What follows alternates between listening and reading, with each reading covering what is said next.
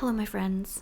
Today, let's draw together and just talk about my drawing process and what's been going on. This is going to be a very chill video, so feel free to grab a snack or your own sketchbook so we can sketch together. With my seasonal depression, I always get in a rut in the colder months, and so I haven't been loving creating more like elaborate sketchbook spreads. For this drawing, I was wanting to push myself a little bit out of my comfort zone or what I'm used to drawing in general and to draw an older woman. I absolutely love drawing older women, specifically older men as well. It's just so much more interesting to capture somebody's features and their wrinkles. I thought this would be a good exercise for me to explore sketching a bit while not drawing what I'm usually used to. So this drawing for me was more of an exploration of emotion and connecting with my art versus being a technically great and realistic to the reference drawing. I want to take a quick moment and thank the sponsor of this video, which is Dossier. You know I love Dossier. They have so many fragrances that are inspired by high-end luxury fragrances for a fraction of the price. Musky Musk is inspired by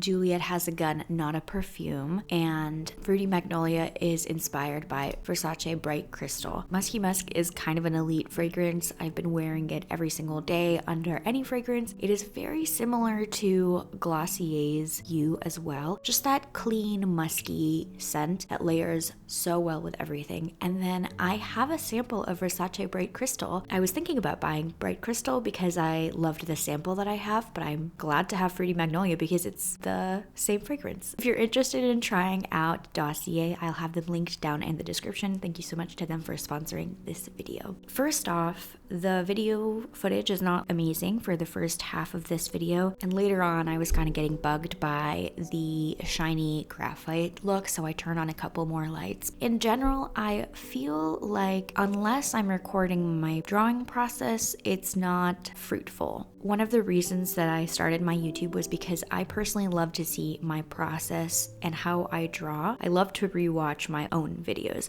I don't love listening to my voiceovers or my educational content, but just seeing the actual drawing process is my favorite thing. It's cool because in the moment, I'm problem solving and figuring out how to draw something the best I can, but rewatching the footage, I forget that thought process and that focus, and so I'll see myself drawing something and it feels like it's magical, like it's coming to life. And if I see a problem area, I'm like, oh, you need to blend this or you need to define this. I always do. Rewatching it, it's so satisfying to see myself actually fixing the problems that I see in the drawing process. So I love seeing my process videos, and sometimes it feels like if I don't turn on my camera to film what I'm drawing, it's kind of a waste of time. This is not true at all, but we live in a society. We live in a hustle culture. And even though my job is seriously just amazing, I get to draw and that's my living. It's a dream come true. It is frustrating sometimes that I don't feel like I can curl up on the couch while watching a movie and draw because I'm not being productive. Something that when I'm drawing also kind of discourages me is having to set up all my lights and make sure they all look good. And so for the beginning of this process, I just turn on one light, I turn on my camera. If this turns out great, if this doesn't turn out for a drawing, I spent minimal time setting up for it, it's all good, and I ended up loving this drawing. I haven't been sketching or drawing on paper quite this large before. I've been doing my sketchbook spreads with a lot of mini portraits and smaller drawings, and so it was kind of liberating to draw on a large scale surface again. And if you like these types of videos, it's so much easier for me than drawing my sketchbook spreads because I'm only drawing one subject instead of 10 on a paper or 7 or whatever. This drawing took me a fifth of the time that one of my regular sketchbook spreads takes. And so if you like this kind of video, just seeing me sketching and experimenting on paper, let me know because more content. This is also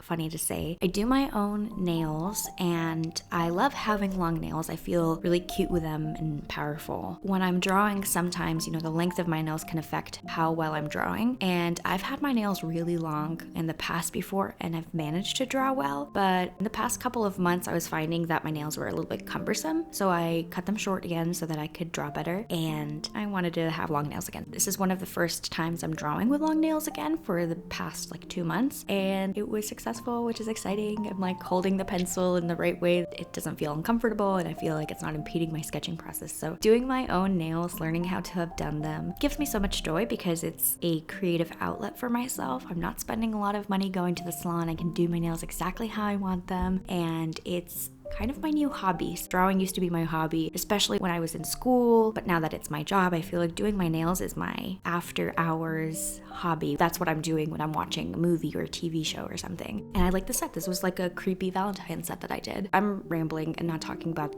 the cute little old lady that I'm drawing. I love drawing wrinkles. It's something that I learned about myself when doing the 100 Heads drawing challenge. That challenge broke me out of my comfort zone and has helped me look at sketching and references in a whole new way. I think my style has improved so much since then, and I also believe that one of the best things that I've done for my art so far is to narrow down what media I use. At the moment, I'm only doing graphite drawings and digital art. I have progressed so much in both of these because I'm not putting in effort into learning gouache and acrylic and oils and watercolors. Although I have all of those, and it makes me sad that I'm not spontaneously busting out my watercolors or my gouache paints, I feel so much more freedom in the artwork that I am creating because I see improvement with every drawing. So if you're also like me and like to try out a bunch of different art supplies and tools and you're always experimenting but you might feel a little bit stuck, this was something that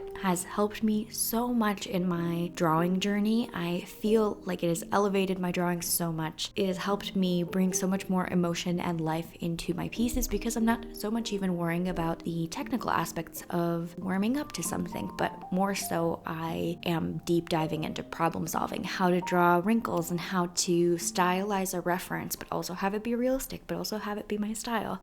It's cool to draw somebody older and to show wrinkles and age spots, and as women get older, they become, I believe, a little bit less feminine looking. That's something that in especially America, we're obsessed with anti-aging and having no wrinkles and no frown lines and all this stuff. But one of the things that's so transformative to me about art is that you can create so much beauty with your own art in things that others might not see beauty. Now, I'll be real, the reference photo of this little old lady, she's such a cutie, so it's like I'm not doing much here, but it also is something that heals my relationship with beauty for myself and aging. I'm personally not like on the anti-aging train, but focusing on drawing older people who do have wrinkles is empowering to be excited about aging because aging is a privilege and aging is fun.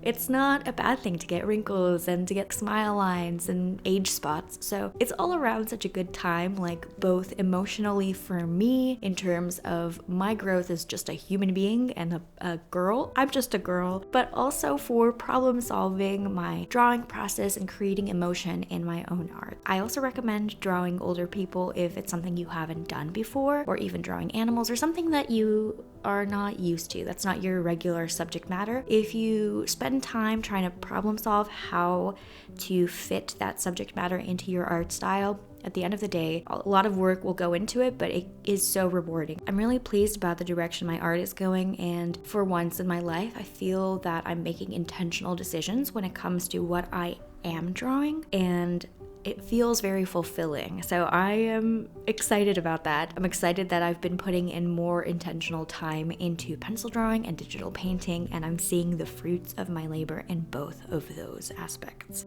I hope you're doing well and excited like I am that it's about to get dark later. Like in a month, it's going to be dark at 7, which is so exciting. I hope you've had a good February so far. I've been thriving a little bit more because I can hear birds outside. I'm also trying to, fingers crossed, I'm kind of lazy and don't like to go outside and be in the bugs, but I have a garden plot in my backyard and I have written myself a gardening plan from like February to September or October on like what I'm going to plant and what I'm going to harvest. So I'm excited to do that. If you have any gardening tips or YouTube channels that you recommend, please let me know because I know nothing about gardening. I think I'm gonna start some seeds in my studio space, and once it gets warmer out, I'm gonna plant the little seedlings, which is gonna be lovely. I hope to have tomatoes this year. Bell peppers would be also amazing, and something I've never grown, but I think would be so fun is lettuce, because 1, I eat so much lettuce, and 2, I think it's a really easy thing to grow. Let me know if you've like planted melons. I don't have melons on my list. I haven't had good luck with growing strawberries before, but I feel like if I have a whole garden that I have to water morning and night, there will be higher stakes than just like 3 strawberry plants outside. It's like all my peppers and all my tomatoes. Thanks for listening to me ramble. I hope you're having a good day and you're excited for the weekend. I hope you've been doing fun stuff, eating good treats, and being cozy. If you like this video, feel free to like and subscribe because I put out new videos every week. Thank you for being here, and I will talk to you guys in the next video. Bye.